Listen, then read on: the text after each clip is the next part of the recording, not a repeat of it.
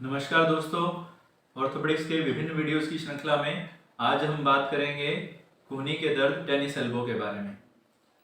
दोस्तों, कई बार पेशेंट हमारे पास आते हैं टेनिस एल्बो लेकर। इसमें कूहनी के जो बाहरी हिस्से का जो हड्डी का प्रोमिनेंस होता है, हड्डी का उभार होता है, उसके जस्ट नीचे दर्द होता है और इसको टेनिस एल्बो बोलते हैं हम।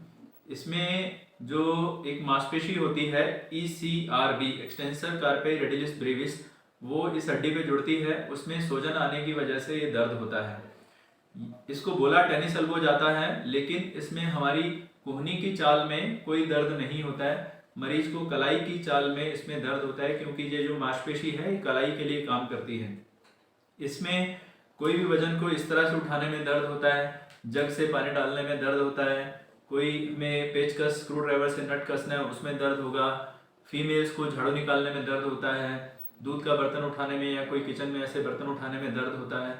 ये सारी चीज़ों में दर्द होता है। और कई बार तकलीफ इतनी बढ़ जाती है कि नहाते समय जो नहाने का डिब्बा है, मग है, उसको उठाने में दर्द होने लग जाता है, या पानी का गिलास उठा के पीने में भी दर्द होता है। जिसमें कलाई की चाल होती है उसमें पेशेंट को दर्द होता है।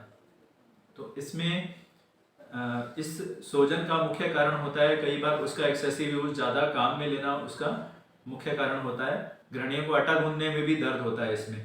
तो हमें इसमें इलाज के लिए सबसे पहला काम परहेज रखना होता है कि ऐसा कोई भी काम जिसको करने में तकलीफ होती है उसके लिए आराम देना है।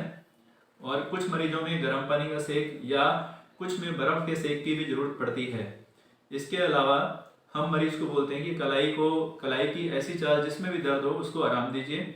उसके अलावा यहाँ पे लोकल जेल, मलहम या स्प्रे दर्द वाला या तेल लगाने से भी आराम मिलता है। एक बेल्ट होता है जिसको टेनिस एल्बो स्प्लिंट बोला जाता है। वो जहाँ पर दर्द है कूहनी से, उससे 2 उंगली नीचे बांधा जाता है, जिससे कूहनी की चाल पे कोई फर्क ना पड़े। उस बेल्ट को बांधने से भी कुछ लोगों में, कुछ मरीजों में आराम मिलता है। रात को सोते समय हम पेशेंट को बोलते हैं कि या तो क्रैप बैंडेज, गर्म पट्टी यहाँ मतलब कूहनी के थोड़ा ऊपर से लेके कूहनी के थोड़ा नीचे तक बांध के सोएं, या एक एल्बो सपोर्ट आता है उसको पहन के सोएं, तो उससे भी कुछ मरीजों में आराम आता है। इसके अलावा फिजियोथेरेपिस्ट के पास जाके कुछ कसरत करने से या फिर अल्ट्रासोनिक थेरेपी से भी कुछ मरीजों में फ़ायदा होता है।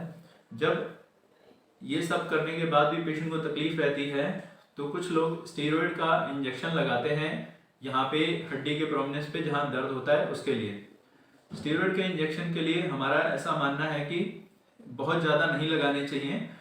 ज़्यादा से ज़्यादा 1 या 2 इंजेक्शन ही ट्राई करे जा सकते हैं। इससे नुकसान ये होता है कि एक तो वहाँ जहाँ पे इंजेक्शन लगाया जाता है वहाँ पे वो मांसपेशी थोड़ी कमज़ोर हो जाती है। दूसरा, स्किन का डिस्कलरेशन हो जाता है, कई बार सफ़ेद धब्बा बन जाता है स्किन का वहाँ पे। तीसरा, स्टेरॉयड के इंजेक्शन से इन्फेक्शन का रिस्क भी रहता है।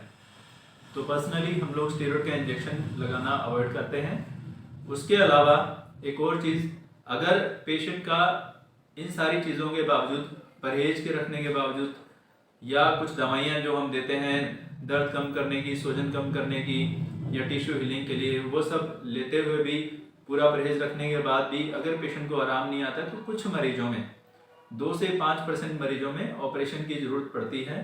90 से 95% पेशेंट बिना ऑपरेशन के ही ठीक होते हैं।